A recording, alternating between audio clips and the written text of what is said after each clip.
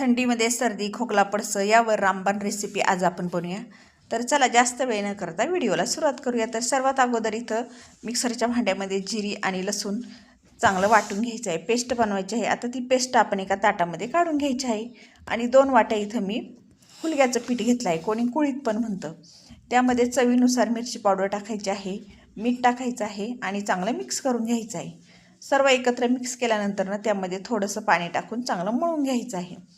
एकदम जास्त पाणी टाकायचं नाही, पीठ जास्त पातळ करायचं नाही। तर बघा या पद्धतीने पीठ बनवून घ्यायचं आहे। पिठाचा गोळा थोडासा 5-10 मिनिटं भिजत ठेवायचा आहे। तोपर्यंत आपण इकडं एका पातेल्यामध्ये तेल टाकून घ्यायचं आहे। तेलामध्ये थोडासा हिंग टाकायचा आणि मिरची पावडर टाकायची, वाटलेली लसणाची आणि जिरीची पेस्ट टाकायची, तेलामध्ये चांगली फ्राय करून घ्यायची आणि आपल्याला जेवढा रस्सा बनवायचा आहे ना तेवढं पाणी टाकून घ्यायचं आहे। पाण्याला उकळी येण्यासाठी ठेवून द्यायचं आणि त्यावरती झाकण ठेवायचं आणि या पद्धतीने असे आपल्याला जसे येतील तसे आपले शिंगोळे बनवून घ्यायचे आहेत। कोणी कोणी पाटावर बनवतं, कोणी पाट्यावर बनवतं। तर या पद्धतीने मी असे छोटे छोटे करून घेतले आहेत, थोडेच बनवले आहेत। मी तर काही एवढी प्लेयर नाही बरं का बनवण्यासाठी, पण मी आपले छोटे छोटे बनवले आहेत, मुलांना पण जरा वेगळं काहीतरी वाटावं भाजीमध्ये म्हणून।